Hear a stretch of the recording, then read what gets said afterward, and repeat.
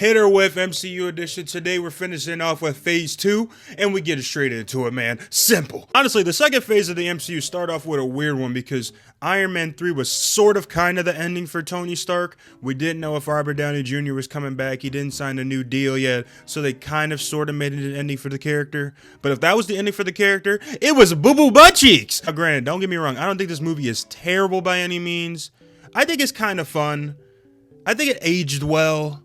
But I think, honestly, it's probably a whiff. Bro, sometimes I don't understand how Marvel fans complain about nowadays. When we were getting movies like Iron Man 3 and Thor the Dark World back to back then, like, Marvel has always been releasing stinkers. This movie is horrible. To this day, this is one of the only MCU movies, maybe of 3, that I've watched and not finished fully. Or if I did finish it, it's because I was sleeping through it. You got kids out there and they refuse to take naps. Hell, if you're dealing with it yourself, if you can't fall asleep, just throw this movie on, you'll be out in about 15 minutes, trust me. The way that MCU can switch up from one of the worst movies ever to one of the best movies ever with one release is actually nuts, bro, because Captain America the Winter Soldier is peak Marvel. Everything about this movie, from the dialogue to the vibe to the ambiance to the action scenes to the choreography, this movie is a 10 out of 10. This is Marvel at its finest. When the MCU is cooking, bro, they are cooking with fifth wheat. We know this. This is a top 3 MCU hit, and it's gonna be hard to take it out the top 3, bro. Hold up a top 3 MCU movie with one of the funnest, probably the funniest at the time MCU movie of all time. Not to mention one of the most surprising movies, man. I did not know what the fucking Guardians was. Who? Drax? Who?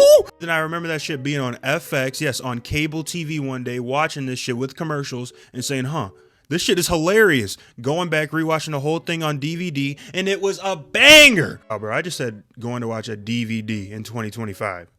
Y'all niggas finna be commenting unk, bro. But yeah, this is a hit, bro. Easily this is a hit. This is one of my favorite MCU movies too. Not gonna lie, I think Age of Ultron is one of the most slept on Marvel movies, and that's kind of surprising considering it's one of the Avengers movies. I think people were just expecting something way different than what we got from this movie, but what I thought we got was pretty freaking good. Especially nowadays, bro. I think this is aged like a nice wine. My only knock, bro, is to this day I'm pissed they killed Quicksilver. Like, just keep that nigga out the movie at that point, bro. I didn't feel anything when they killed him. Like, he shouldn't have been in the movie, bro. Nah, bro, this movie's a hit, bro. Don't let anybody tell you different. If they do, they probably got some liquid leaking in their brain, bro. You can't trust them. To top off phase 2, the MCU chose to go with an Ant-Man movie. Bold choice, I must say. The end of phase, bold choice going with Ant-Man, but it kind of worked in their favor because it was a sneaky hit. It was funny. Paul Rudd had the charisma. It had a pretty good cast. It was a nice little heist film. Like, it was just fun, bro. It came out at the perfect time for an Ant-Man movie. I thought it was pretty solid. It's a hit, bro. Overall, this is probably one of their most well-rounded phases.